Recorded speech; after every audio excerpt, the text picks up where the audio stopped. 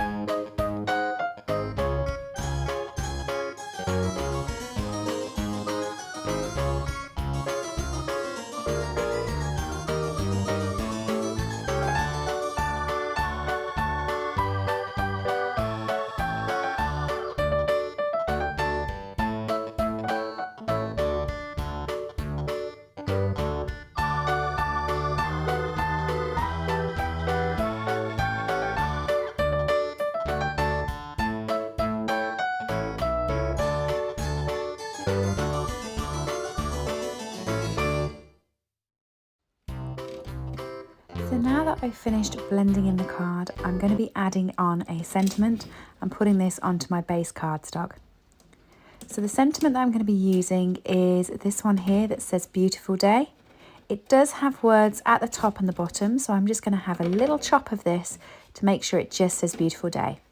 I'm using Bermuda Bay ink so it fits in with the background, and I'm just going to snip the words up. Once I've done that, I'm going to actually mount my card onto my card base.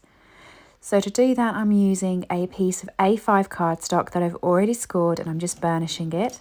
And before I do that, I'm going to be using the crinkle seam binding just to add a ribbon on. Normally with cards, I do a faux bow, which I quite like because it looks more precise.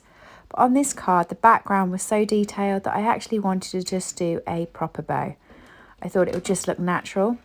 And even though I've tied it at the top, because that's how my hands sit easier when I'm sitting and crafting, I'm just going to shimmy this down to the bottom to the place where I want it.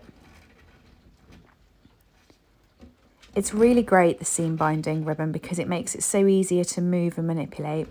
Then I'm going to use my seal to add on my front piece onto my card, and then I'm going to use some mini dimensionals to pop on the sentiments.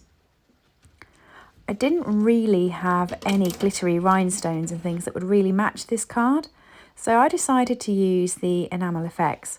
I'm loving that Stampin' Up! Have these in the new catalogue, and they have them in 3 different colours, so they come in a pack: white, red and black. I've used the white for this card, and I've put one big blob and one little blob all next to each other. And there's the card. I hope you've enjoyed today's project. Everything I've used today for today's project you can buy from slimandstylish.stampingup.net. It's really appreciated whenever you do stop by my channel, so please do like the video and comment if you've enjoyed it, and subscribe so you don't miss any more. Please send me an email to slimandstylish@live.co.uk. I also have an Instagram page at slimandstylish, and it'd be great if you could come over and visit me there, because I always put some business news on that page. I upload regular content to this channel. Thanks everybody, I hope you enjoyed, and I will see you soon. Tutorials, please make sure that you have subscribed and rang the bell to get notifications when new videos go live. Thank you for joining me, and have a lovely day.